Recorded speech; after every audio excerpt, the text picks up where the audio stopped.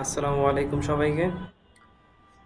তো কয়েকটা কথা আমার মাথায় বারবার ঘুরপাক খাচ্ছে। তো বাংলাদেশের বর্তমান পরিস্থিতি নিয়েই আসলে কথাগুলো বলবো।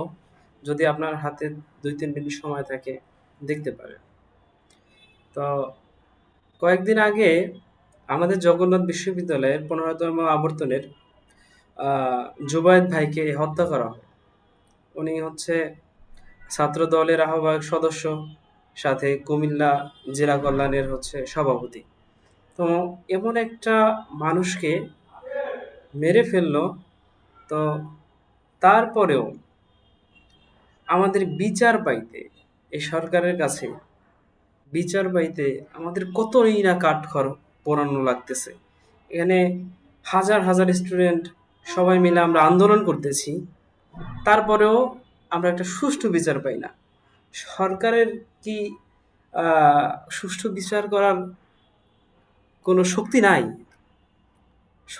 আমি তো মনে করি সরকারের অনেক বড় একটা দায়িত্ব জনগণের নিরাপত্তা দেয়া এবং সুষ্ঠু বিচার দেয়া। সুষ্ঠু বিচার যদি না থাকে তাহলে তো মানুষ অন্যায় করতেই থাকবে সারা জীবন। অন্যায় করলে যদি তার বিচার না হয় তাহলে তো অন্যায় মানুষ করতেই থাকবে।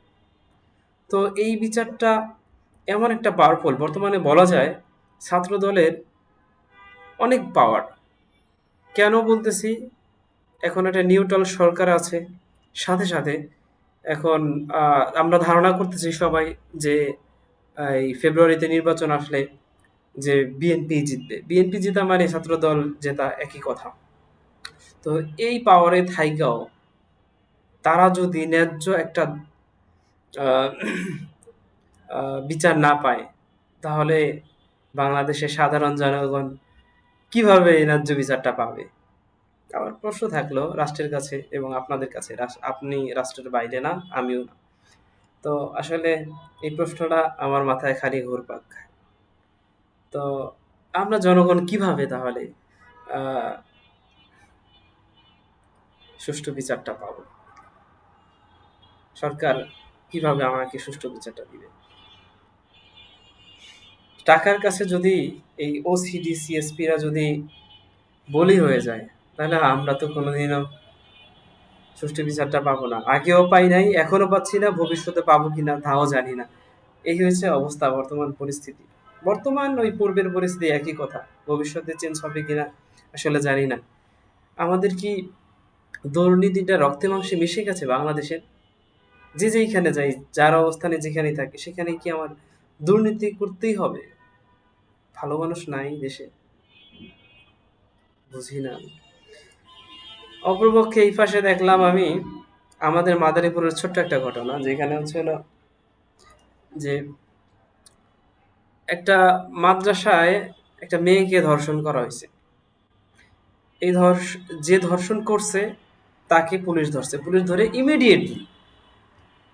ইমিডিয়েটলি তাকে মৃত্যুদণ্ড মানে আদেশ দিয়ে দিছে।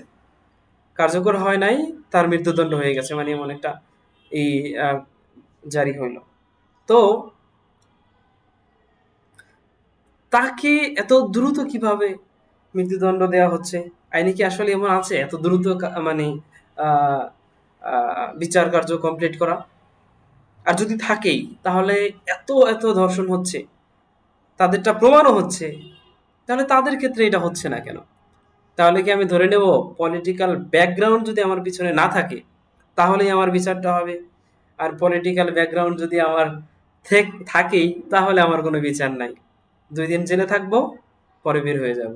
এই যে বর্ষা মেয়েটা জুবায়েদ ভাইকে মেরে ফেললো, ঘটনাটা আমার কাছে তো মনে হয় সেই মিন্নির মতো, যেখানে ইউনিভার্সিটি ক্যাম্পাসে ছিল, ক্যাম্পাসের পাশে ছিল। তো ওনাকে দেখে উনি হচ্ছিল যে, ঝালমুড়ি নাকি যেন খাইতেছিল, তো ওনাকে দেখে একটা ছেলে হাসলো। এই হাসার অপরাধে তার বয়ফ্রেন্ড আইসা তাকে তার ওই যে ছেলেটা হাসলো তাকে মেরে ফেললো। আসলে এতটুকু অপরাধে মানুষকে মেরে ফেলার পরেও, তাকে ধরার পরেও পুলিশ কেন তার বিচারটা করতে পারে না? এটা আসলে বোঝার জন্য রকেট সায়েন্স লাগে না। এই কেন যে বিচারটা পাচ্ছে না এটা বোঝার জন্য রকেট সায়েন্স আসলে লাগে না। এটা হচ্ছিল দুর্নীতির ফসল, বাংলাদেশের দুর্নীতির ফসল। এটা রাজনৈতিক ক্রাইসিসও বলবো আমি, এটা দুর্নীতির ক্রাইসিসও বলবো আমি। কেন বলতেছি এটা? রাজনীতি আমি যখন ছোটখাটো একটা অন্যায় করব বা বড় ধরনের অন্যায় করব, সাথে সাথে দেখা যাবে আমার চারপাশে যারা আছে তারা একজন রাজনীতিবিদ ধরে আমাকে সেই থানা থেকে নিয়ে যাবে যদি আমাকে পুলিশ ধরে, অথবা কোনোভাবে ওই রাজনীতিবিদ দ্বারা ওটাকে সমাধান করার চেষ্টা করে। তাহলে সুষ্ঠু বিচারটা কিভাবে আসবে? এই রাজনীতিবিদরা যখন বলবে যে না, তুমি অন্যায় করছো, সেই অন্যায়ের শাস্তি পাইতে হবে, যেই দিন এই কথাটা বলতে পারবে, যেই দিন এই কথাটা বলতে পারবে সেই দিনই বাংলাদেশের ভাগ্যাকাশে সেই শান্তির সূর্যোদয়টা ঘটবে। আমরা যতই রবীন্দ্রনাথের গান শুনি, বলি বরিশো ধরা মাঝে শান্তির বাড়ি, কোনোদিনও আসবে না শান্তির বাড়ি যদি না আমরা ঠিক হই। আমরা জনগণই পারি এই শান্তির বাড়ি আনতে। আসলে আরো অনেক কথা আছে বলার, আমি তেমন গুছাইয়ে কথা বলতে পারি না। তাও যেগুলো মনে হইলো বলার আসলে বললাম। এটা আপলোড করবো কিনা জানি না আমি। আপলোড করার ইচ্ছা ছিল কিন্তু এই ভিডিওটা অনেক বড় হয়ে গেছে, অনেকেই দেখবে না। তো যাদের উদ্দেশ্য করছি ভিডিও, তারা আসলে তাদের কাছে পৌঁছাবে না আমি মনে করি, তাই আসলে হয়তো ছাড়াও হবে না। আর যদি ছাড়ি তাহলে দেখবেন। ভালো থাকবেন, সুস্থ থাকবেন, নিজের জায়গা থেকে যতটুকু সম্ভব ততটুকু সৎ এবং ন্যায়ের পক্ষে থাকবেন। ভালো থাকবেন, টাটা।